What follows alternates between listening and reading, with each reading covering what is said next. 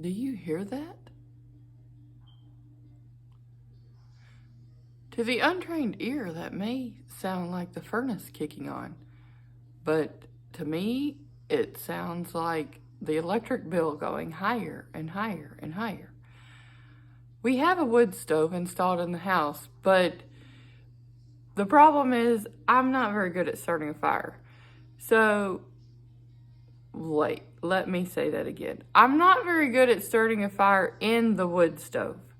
So, I have come up with some tricks and tips that hopefully it can help some of you all as well. I've got 3 different tricks that I use if I have to start the wood stove. Last night I started working on getting my taxes ready for the end of the year. And I always take all my extra envelopes, all the envelopes that the papers and stuff come in, and the extra envelopes that come in for you to be able to return your mail. I always keep those in a box, and we use those to start fires with. And the return envelopes are always good to reuse for, I keep some in my glove box, so if I've got to make a night deposit drop and there's not any envelopes at the bank, things like that. I send notes back to my kids' school in those envelopes. And if I have a lot, then I'll send them to school so the teachers can use them for whatever they need to. So that is one easy way, which it's pretty obvious that's gonna burn. Let me show you. Okay, so here we are in the wood stove. The ashes are there. I like to crumble up my paper. It seems to help it burn a little better and stay longer. I don't know.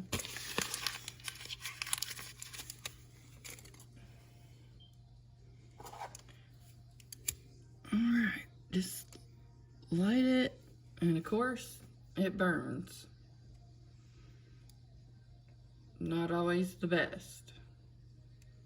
But in a pinch, you might be able to use a phone book's worth. Okay, the second tip is dryer lint. I usually save all my dryer lint and keep it in a Ziploc bag so it stays dry, or a little trash can in my pantry. And whenever we need to start a fire, whether it's in the wood stove or for marshmallows and hot dogs in the summer, this is always a good, easy way to get a fire started.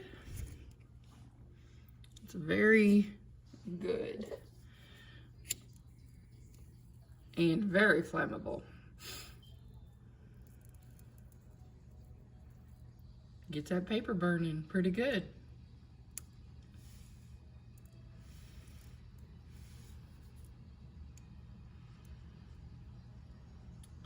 The third trick, you're not gonna believe me when I say this.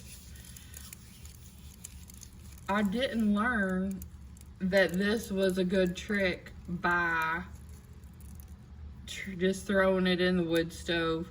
I actually learned this next tip from experience, and not necessarily a good kind of way.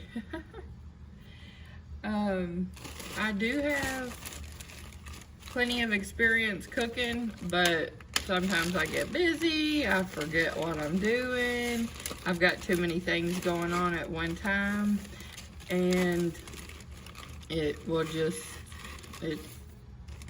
just happens. I burn things.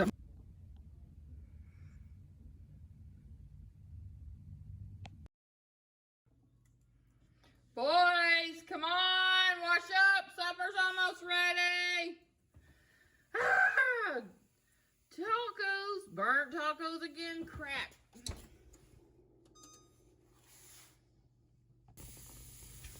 I guess we're gonna have soft shell tacos for supper tonight. Okay, like I said, for the next one, I didn't learn this from experience because a mom cannot burn supper for sure. But a taco shell. If we have extra taco shells, this is where they go. They are very good. Let me prove it. All right, so I'm just gonna take one of these out of the bag.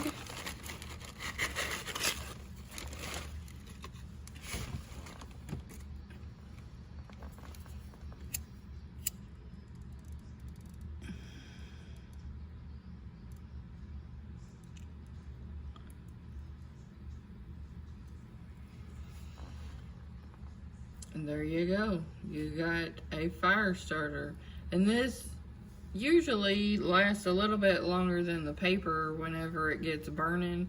I'm assuming the oils within the shell itself is what is making it so flammable, but it helps me get a fire started and I don't have to throw these shells away in the trash. So I keep these and use those as well. So let me get this fire going.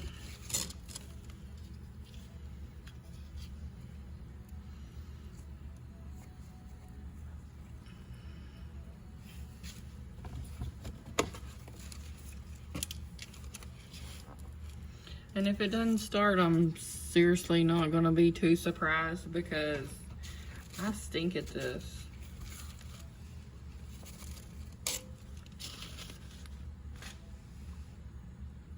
Oh, is that a spark I see?